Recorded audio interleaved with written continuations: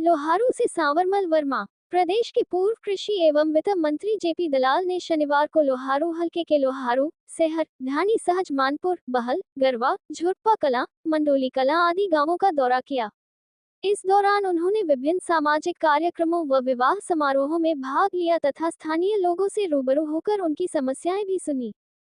इस मौके पर पूर्व कृषि मंत्री जेपी दलाल ने नारी शक्ति वंदन अधिनियम को लेकर विपक्ष पर तीखा प्रहार करते हुए कहा कि इस महत्वपूर्ण संविधान संशोधन को पारित होने से रोकने का प्रयास विपक्ष की महिला विरोधी एवं संकीर्ण मानसिकता को दर्शाता है। उन्होंने कहा कि 33% महिला आरक्षण से देश की महिलाएं सशक्त और आत्मनिर्भर बनेंगी तथा नेतृत्व की भूमिका निभाते हुए देश की प्रगति और विकास में महत्वपूर्ण योगदान देंगी। उन्होंने कहा कि महिलाओं के अधिकारों को बाधित करने का प्रयास न केवल दुर्भाग्यपूर्ण है, बल्कि शर्मनाक भी है।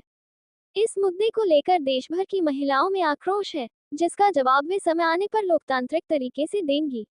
उन्होंने कहा कि सरकार महिलाओं के उत्थान और सशक्तिकरण के लिए निरंतर योजनाएं लागू कर रही है और नारी का सम्मान ही राष्ट्र का सम्मान की भावना के साथ कार्य कर रही है।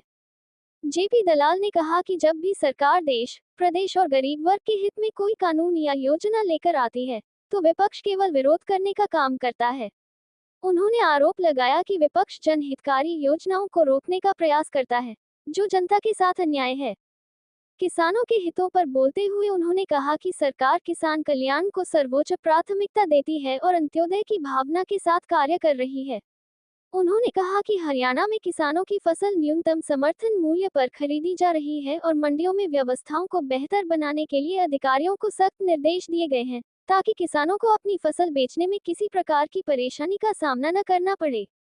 उन्होंने ये भी कहा कि सरकार द्वारा गरीब और पात्र परिवारों को योजनाओं का लाभ सीधे उनके घर तक पहुंचाया जा रहा है, जिससे समाज के अंतिम व्यक्ति तक विकास की धारा पहुंच सके।